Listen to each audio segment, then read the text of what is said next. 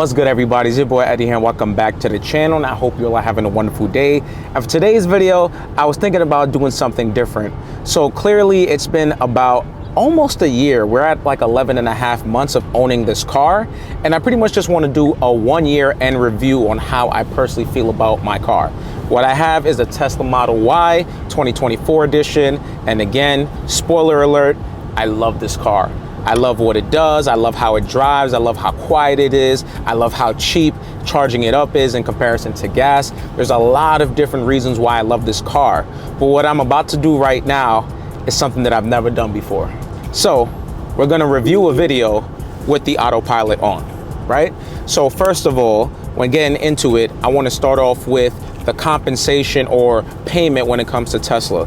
With my Tesla, I pay about $429 a month, which was only a $60 increase from the Toyota Camry that I had before.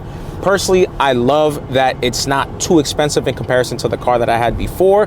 But what comes with this? Oh wait, look at this, look at this. It's turning by itself, literally. I don't know if we caught that, but this is just like an amazing thing, right? I'm gonna wait to talk about the autopilot a little bit later because it's significantly improved since I actually caught this vehicle. So anyways, when getting back into payment, right? So what I will have to say is payment wise, it's not that bad, right? It's only a $60 increase from the car that I had before. And currently, I believe that Tesla's having a lot of different deals with buying a Tesla. So if you want to buy a Model 3, if you want to buy a Model Y, they have a lot of different incentives. And I think they have that $7,500 EV tax incentive, which I think is really great. And again, this is about like a $50,000 car, but what I'm really paying for its value is way under that. Again, I'm paying $429 a month, and I decided to lease this car instead of owning because I'm not an owner, period. I think that cars are a depreciating asset no matter how much I love it. So again, that's the reason why I chose to lease instead of finance. Now, when looking at the opportunities that this Tesla has brought me, it's been pretty good. I know you guys have seen my EV-based videos, reviewing different products, receiving a lot of different things. Now, some of the cons of owning a Tesla, it's not really a con, it's not that bad, right? So when looking at the charging aspect, I have a charger about 10 minutes away from me, and it's, you know, a 10-minute drive is not that bad. Now, when there's a line, it is pretty annoying. However, when owning a Tesla or owning an EV vehicle, period, you got to look at it as a lifestyle adjustment, right? You're no longer going to be able to just go to a pump and fill up within 1 to 3 minutes. That's over with, right? So what I do love about what the Tesla supercharging station and infrastructure has done is put these superchargers in areas where it's like there's a mall, there's a movie theater, there's things to do, so you're not necessarily bored, right? I usually stay in my car and just be on my phone, or I use the theater app and watch some YouTube videos or Netflix and distract myself. But there's a lot of different features that the car comes with and its infrastructure around it that allows you to not be frustrated with the wait time. And again, depending on where you live, the charging is pretty fast. So I live by a 72 kilowatt charger, which isn't too bad. I get to 100% in about 1 hour and 15 minutes.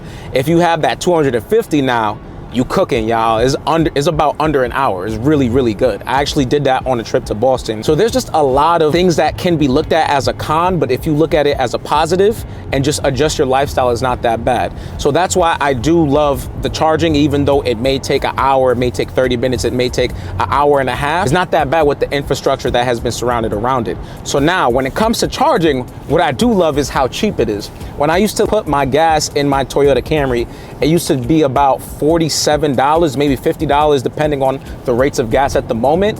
And when looking at a Tesla, the most I've ever paid from a Tesla supercharger was about $38. And the only reason why I was charged that much was due to the fact that I left the car idle, and you basically get charged idle fees once you hit that 100% marker. So when my car was at 100%, I was about 5 minutes late to getting the car out, and that's why I was charged that high fee. But I've literally paid as low as $8 to $11. I've paid as high as $38. It's not that bad, and it's significantly cheaper in comparison to a gas vehicle. Now, when speaking of the price of charging and all of that type of stuff, the thing that people worry about is how good or bad my battery is, or how long it's gonna last. I'm not gonna lie, y'all, in the cold, there definitely is a charge rate reduction, or like a charge percentage reduction. I don't know really what to call that. But basically what I'm trying to say is at 100%, when it's brick outside, when it's super cold, you may really be getting the value of maybe 85 to 80%, even though it does say 100% on it, right? So that is a fact, right? But again, when you look at it, it's not that bad because depending on what your lifestyle is, right? So for example, let's put a real life example. I'm living this example right now. We're on a drive to Connecticut, right? I charged the car to 100% and I got the heat booming so that my wife and my child is warm. And it says we're gonna be at about 39% by the time we arrive into Connecticut because I'm doing some work, some business over there, right?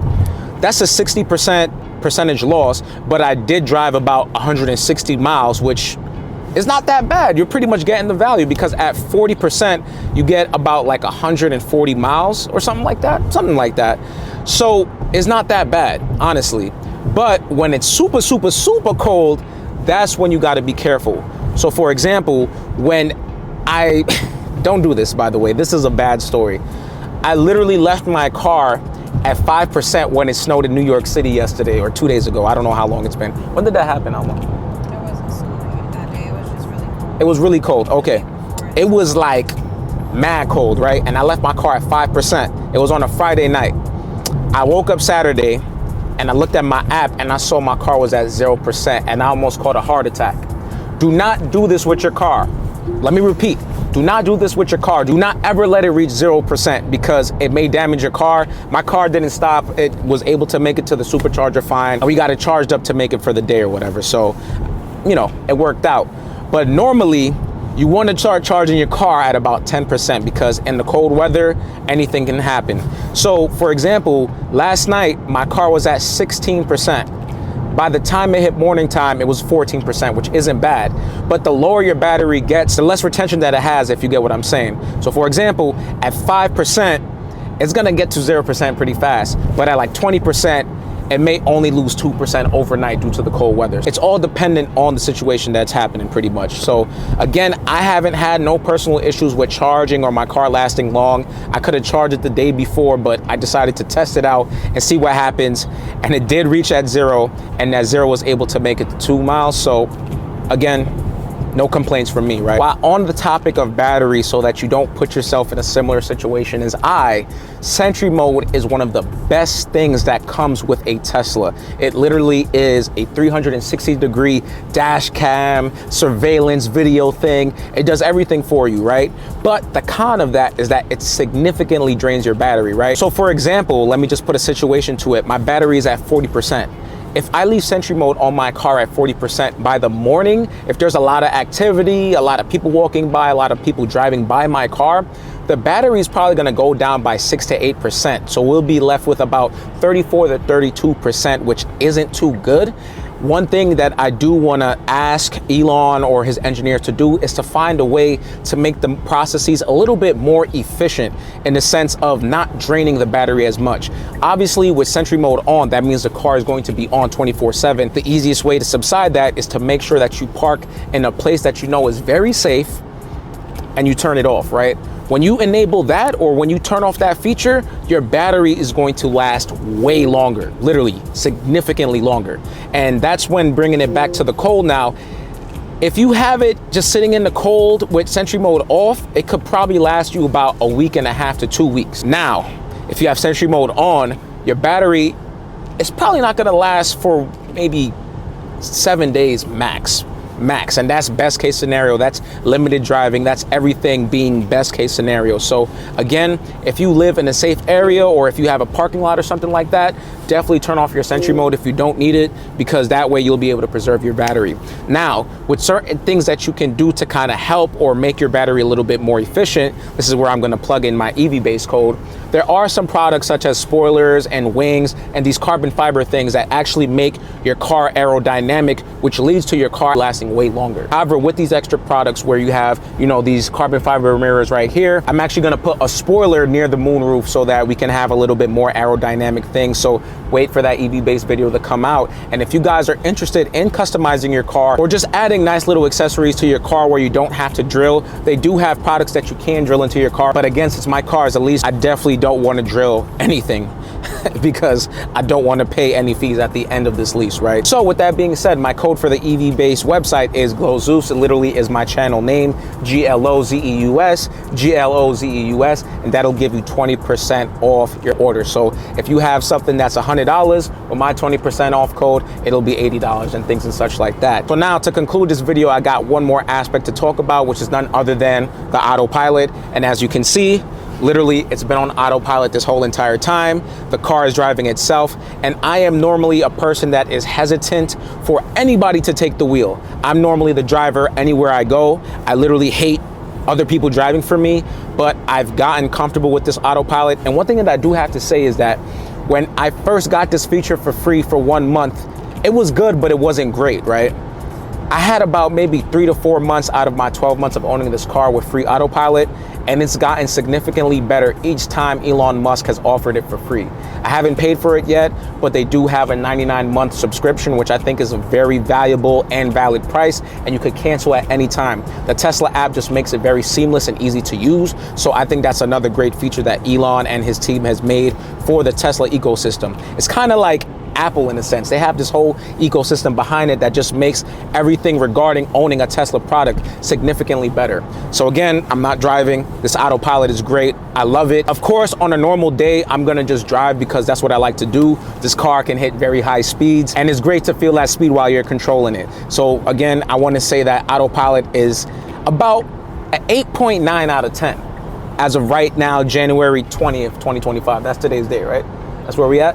So yeah, as of right now, I want to say it's about an 8.9. There was one situation that happened last week where I had to butt in because basically the car registered this big truck, right? It completely avoided the truck, right? But the truck had this extra piece or feature, whatever the heck you want to call it, that stuck out. And if I didn't take control, it literally would have scratched the top of my roof. I think that was like an illegal thing that was on the truck and it shouldn't have been there in the first place. But again, the Tesla didn't detect that because it recognized that it was away from the truck, right? It felt that it was safe. So I do understand that. But that was really the only time where I had to really kick in. So other than the parts of this video where I had to edit if I made a mistake while I was talking, there wasn't that much mistakes. But other than those portions of the video, most of this video has been unedited. So when I started this video with the autopilot, it literally has been on autopilot ever since. So with that being said, guys, my 1 year review is definitely buy a Tesla if you can. If you could afford it, I think it's definitely worth the buy. You know, it's going to be a lifestyle change when it comes to the charging aspect of the car. But as long as you adjust to that and you recognize and change your mindset on that, this car is 100% worth its value in my personal opinion. But definitely let me know what you think about it in the comment section down below. If you own a Tesla, please write down a testimony or a comment on how you feel about the car. I'm not biased. Elon doesn't pay me for this. I'm just giving my own personal honest review. So overall, I enjoyed this Tesla experience, but I want to hear what y'all think. So other than that, y'all, don't forget to like, share, comment, subscribe. If you already subscribed to the channel, definitely be sure to share with your friends and family and all that. And guys, please make sure that you do that because the channel is going to continue to grow. I want this channel to be successful, and I really want to hit this goal. I'm not going to say what the goal is, but I want to hit this goal by the end of the year, and we're already at a great pace. So hopefully we do it. And other than that, I'll catch you on the next video, y'all. Peace.